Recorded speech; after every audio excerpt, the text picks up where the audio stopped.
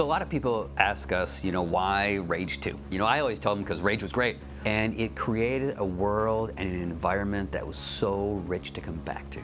Rage is a world where, anything's possible. It's a little crazy. You're blowing up guys and bad guys are flying, but it's just enjoyable because it's all kind of contextual in this over-the-top experience. So the biggest improvement over the original Rage is we're actually creating an open world game with an open world technology.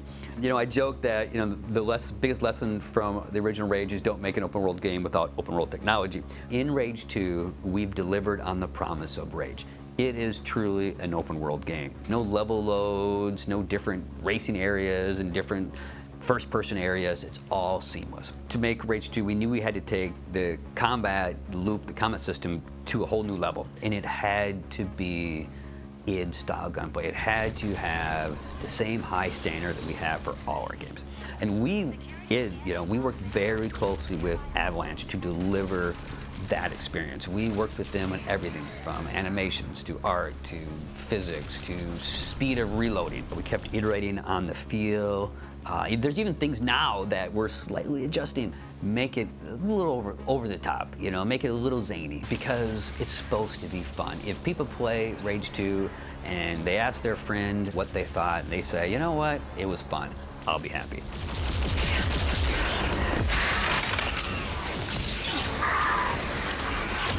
In the original Rage, we had some pretty cool cars, but they were kind of very arcadey. But in Rage 2, we take everything into consideration. Physics, speed, weight, differential, and acceleration, and torque, and all those things, really will all work together to make some really fun vehicle experience. So lots of people ask me, do I need to play Rage 1 to play Rage 2? No. You do not have to play Rage 1 to play Rage 2. We've set the game 30 years in the future, so we have a new character. You play as someone named Walker. You talk, which is great. I'm Walker. Walker will fill you in on things that you may have missed if you didn't play the original, so don't worry about it. Seems impossible. Vineland's defenses were impenetrable.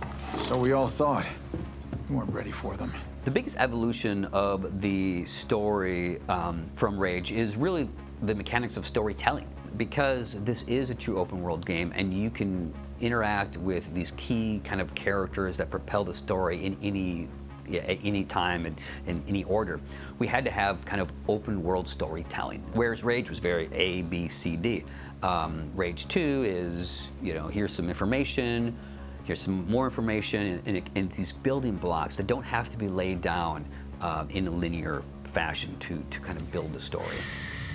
Oh, mes amis, look here! So when we set out to make Rage 2, we knew that we needed to change everything. The tone, the style, but yet kind of keep it in that Rage world. And we wanted to make the world brighter, more colorful, give context to where you're going, to have different biomes, so you knew that you were in like the swamps, or you knew you were in the forest area. Because in an open world game, you need a sense of location.